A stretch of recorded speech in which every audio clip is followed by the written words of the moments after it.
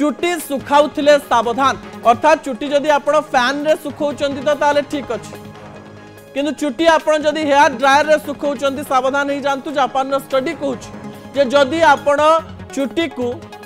Machine रु बाहरुथबा गरम पवन रे सुखाउचंती महिला मानक पई बेसी गुरुत्वपूर्ण अटे जो महिला माने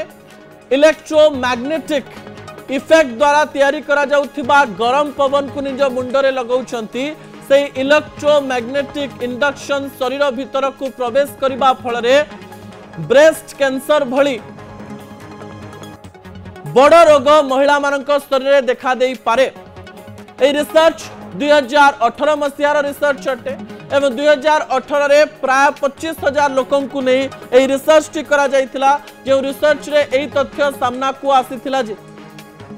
चुटी जदि महिला माने गरम पवन रे सुखौछंती जो नॉर्मल गरम पवन बाहर छि ठीक अछि जदि इलेक्ट्रोमैग्नेटिक इंडक्शन द्वारा गरम पवन को बाहर करा जाउछि ताहाले एहा मनुष्य शरीर रे डीएनए को नष्ट करि थाए शरीर टिश्यू रे एमिति प्रकार रे एक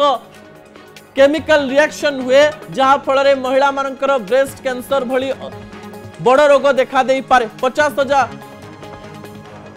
सैंपल मध्य रे देखिवा पाई मिलितला जे 25,000 जन को ब्रेस्ट कैंसर होईछि एवं किंबा हबार संभावना मध्य देखा देछि। दर्शक बंधु